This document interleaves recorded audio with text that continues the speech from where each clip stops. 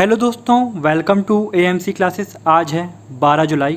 तो 12 जुलाई से जुड़े हुए जितने भी महत्वपूर्ण करंट अफेयर हैं वो आज हम इस वीडियो में डिस्कस करेंगे। पर वीडियो स्टार्ट करने से पहले मेरी आप सबसे रिक्वेस्ट है कि आप वीडियो को लास्ट तक ज़रूर देखें, क्योंकि इस वीडियो में हर करंट अफेयर डिटेल्स के साथ बताए गए हैं। तो चलिए हम स्टार्ट करते हैं। फर्स्ट क्वेश्चन है, शारीरिक और मानसिक रूप से अक्षम लोगों के लिए आँखों की पुतली से चलने वाला कंप्यूटर किस राज्य ने विकसित किया है? तो किस राज्य द्वारा शारीरिक और मानसिक रूप से अक्षम लोगों के लिए आँखों की पुतली से चलने वाला कंप्यूटर विकसित किया गया है? तो उस राज्य का नाम है तमिलनाडु। तो यह तमिलनाडु द्वारा विकसित किया गया है, मतलब ऑप्शन सी इज़ करेक्ट। अब इससे जुड़ी हुई जो डिटेल्स हैं वो हम जान लेते हैं क्या हैं। तमिलनाडु की राजधानी बेंगलुरु के भारतीय विज्ञान संस्थान के centre for product design and manufacturing ने आँखों की पुतली से चलने वाला एक ऐसा कंप्यूटर विकसित किया है जो शारीरिक और मानसिक रूप से अक्षम लोगों के लिए उपयोगी सिद्ध होगा। यह कंप्यूटर विशेष तौर पर ऐसे लोगों के लिए बनाया गया है जो अपने अंगों पर नियंत्रण नहीं रख पाते और बोलने में भी सक्षम नहीं हैं। इस कंप्यूटर को रोबोटिक आर्म हाथ से जोड़ा गया है, जिसके जरिए मात्र आँखों की पुतलियों के माध्यम से ऐसे लोग कई काम स्वतंत्र रूप से कर सकते हैं। नेक्स्ट क्या है और डिटेल्स देखते हैं।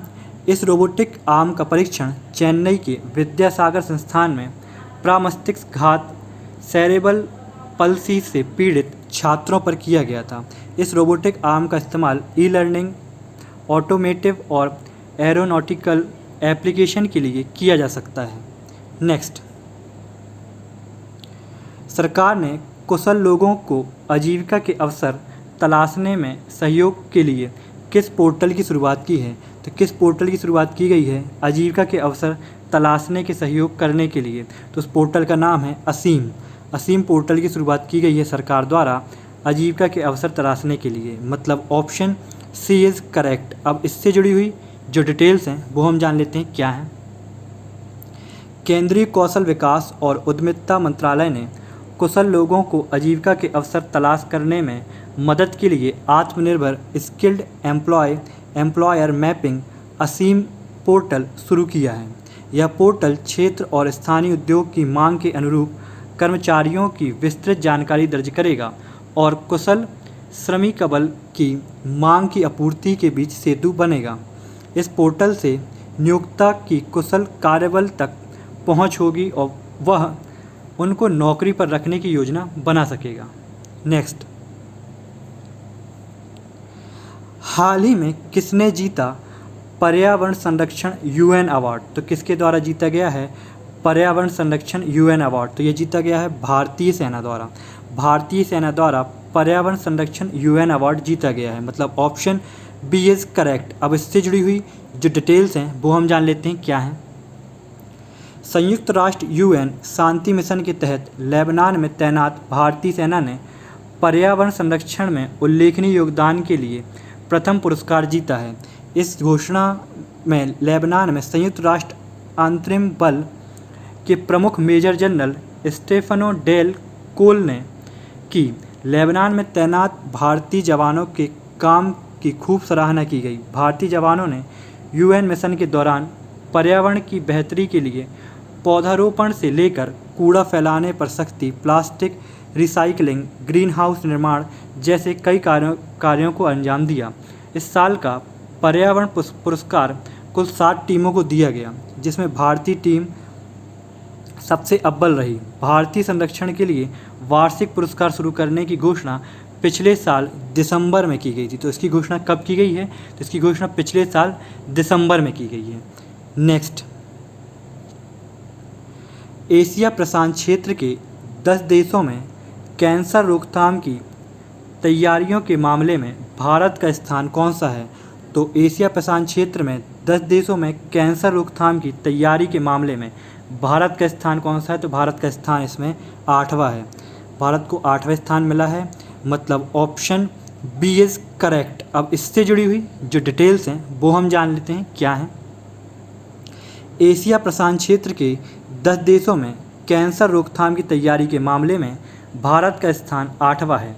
एशिया प्रशांत क्षेत्र में कैंसर रोकथाम की तैयारियां, वैश्विक कैंसर नियंत्रण की दिशा में प्रगति विषयक आर्थिक आसूचना इकाई की रिपोर्ट को स्वास्थ्य सेवा कंपनी रोस प्रायोजित किया है, जिसमें कैंसर की तैयारियों के संबंध में EIU की तालिका से निष्कर्षों का अध्ययन किया गया।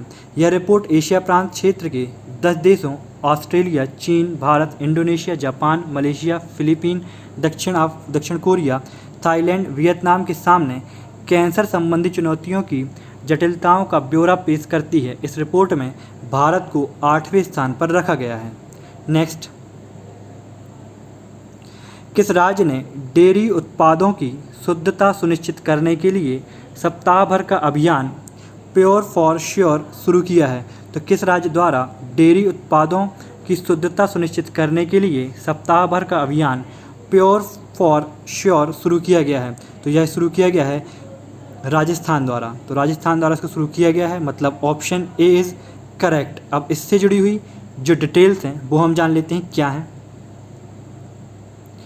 राजस्थान में बिकने वाले दूध व दूध से बने उत्पादों की शुद्धता सुनिश्चित करने के लिए राज्य सरकार का 7 दिवसीय अभियान प्योर फॉर श्योर 8 जुलाई को शुरू हुआ। चिकित्सा व स्वास्थ्य मंत्री रघु शर्मा ने बताया कि जनता को मिलने वाले दूध व दूध से बनने वाले पदार्थों की शुद्धता सुनिश्चित करने के लिए प्रदेश भर में प्योर फॉर श्योर के तहत 14 जुलाई तक अभियान चलाया जा रहा है। अभियान के दौरान व्यापक स्तर पर डेयरी उत्पादों के नमूने लेकर जांच की जाएगी। नेक्स्ट, अब देख लेते हैं भारतीय इतिहास से जुड़े हुए कुछ महत्वपूर्ण क्वेश्चंस हैं, तो वो देखते हैं क्या हैं। कुषाणों ने सोने, चांदी, तांबे के सिक्के चलवाए। कुषाणों को तुषारी लोग भी कहा जाता था। अंतिम मौर्य सम्राट बृहदत्त था, जिसे उसके सेनापति सम्राट पुष्यमित्र शुंग ने मारकर शुंग साम्राज्य की स्थापना की। मोगली पुत्तिसी बौद्ध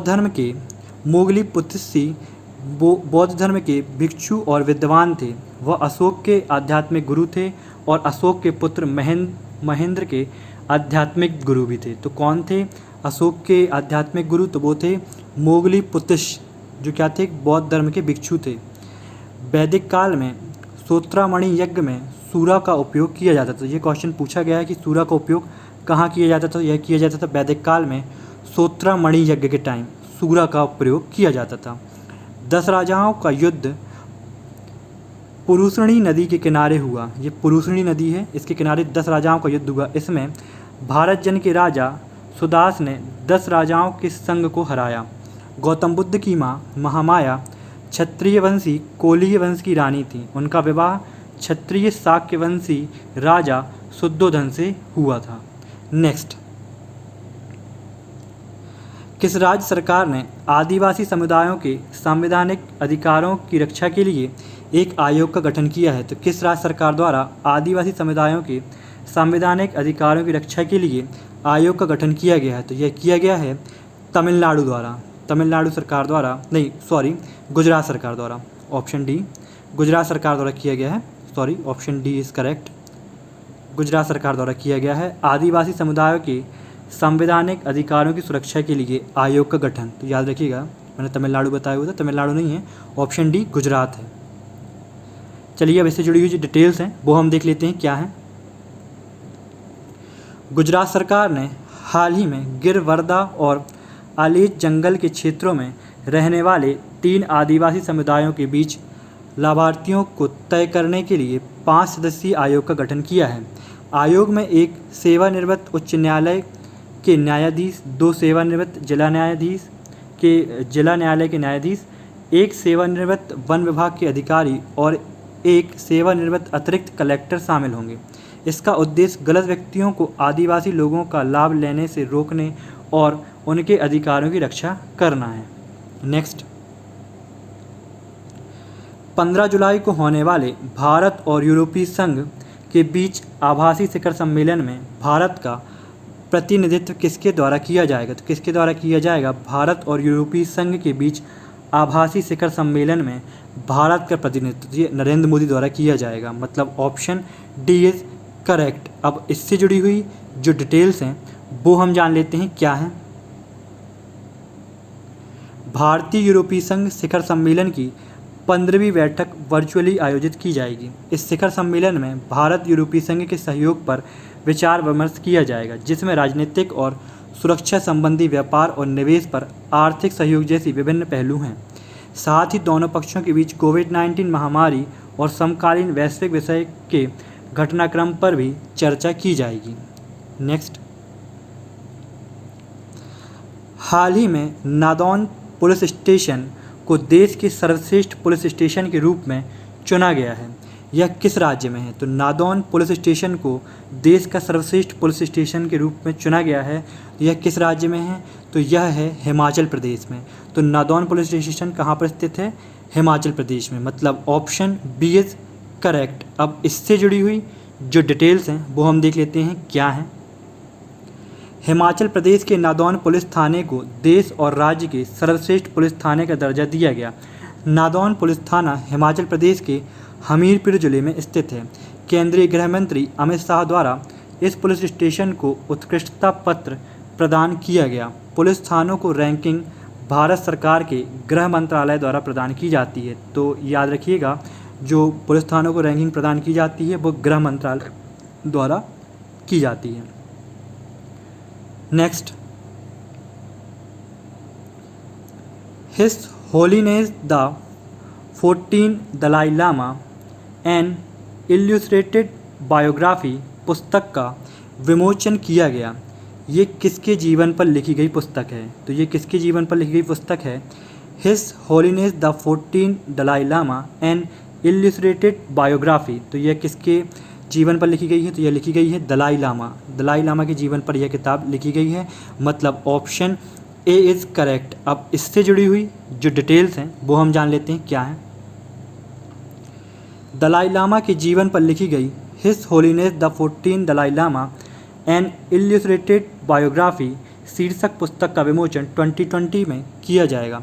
इस पुस्तक को रोली बुक्स द्वारा प्रकाशित किया गया। यह पुस्तक दलाई लामा के सबसे करीबी सहयोगियों में से एक माने जाने वाले 40 से अधिक वर्षों सलाहकार रहे लेखक तेंजिन गए टेथोंग द्वारा लिखी गई है। यह बायोग्राफी 14वें दलाई लामा तेंजिन ग्यात्सो की यादगार यात्रा का वृत्तांत है। इस पुस्तक में लगभग 400 अनदेखी तस्वीरों और मार्च 1959 में भारत आने के लिए मजबूर होने से पहले के इतिहास के महत्वपूर्ण हिस्से की झलक दिखाई पड़ती है। अब और क्या डिटेल है इससे जुड़ी हुई तो वो देख लेते हैं हम। 14वें दलाई लामा के बारे में जानते हैं क्या है। दलाई लामा जो अब हिमाचल प्रदेश के धर्मशाला में रहते हैं, 23 साल की उम्र में तिब्बत से भागकर भारत आ गए थे। उन्हें वर्ष 1989 में शांति और अहिंसा और स्वतंत्रता पर उनकी शिक्षाओं के लिए प्रतिष्ठित नोबल शांति पुरस्कार से सम्मानित किया गया था। तो उन्हें कब सम्मानित किया गया था? 1989 में नोबल शांति पुरस्कार से सम्मानित किया गया था। नेक्स्ट, भारतीय अंतरिक्ष अनुसंधान संगठन ने किस देश के एमाजोनिया 1 उपग्रह को लॉन्च करने की घोषणा की है? तो भारतीय अंतरिक्ष अनुसंधान संगठन इसरो ने किस देश के एमाजोनिया 1 उपग्रह को लॉन्च करने की घोषणा की है? तो किस देश का है वो? तो ये ब्राज़ील का है। ब्राज़ील का है एमाजोनिया 1 उपग्रह, जिसे इसरो द्वारा लॉन्च किया जाएगा। मतलब ऑप्शन सी इज़ करेक्ट। अब इससे जुड़ी हुई जो डिटेल्स हैं वो हम जान लेते हैं क्या हैं। इस उपग्रह को पोलर सैटेलाइट लॉन्च व्हीकल पर अगस्त 2020 तक मुख्य पेलोड के रूप में लोड किया जाएगा। इस उपग्रह का स्थानीय रूप से ब्राज़ील में डिजाइन और परीक्षण किया गया है। यह पृथ्वी अवलोकन वाला पहला उपग्रह होगा। PSLV द्वारा लॉन्च किया जाने वाला एमाजोनिया 1 उपग्रह अमेज़न के वनों की कटाई की निगरानी और अवलोकन करने में मददगार साबित होगा। इसके अलावा ब्राज़ील के उपग्रह द्वारा भेजे गई तस्वीरों से वनस्पति और कृषि क्षेत्रों में भी मदद मिलने की उम्मीद है। नेक्स्ट, भारत और ब्राज़ील ने साल 2014 में 6वें ब्रिक्स शिखर सम्मेलन में भारतीय रिमोट सेंसिंग सैटेलाइट सीरीज़ के जरिए डेटा प्राप्त करने के लिए ब्राज़ील के एक पृथ्वी स्टेशन की स्थापना के लिए सहमति समझौते पर हस्ताक्षर किए थे। अब देख लेते हैं इसरो के निर्देशक हैं के सिवन, मुख्यालय बेंगलुरु में है, स्थापना 1969 में हुई थी। ब्राज़ील की राजधानी ब्रासिलिया है और ब्राज़ील के राष्ट्रपति हैं जायर बोल्सोनारो। क्या है? Jair Bolsonaro. ब्राज़ील की मुद्रा है ब्राज़ीलियन रियल। नेक्स्ट 12 जुलाई देख लेते हैं 12 जुलाई को क्या महत्वपूर्ण है।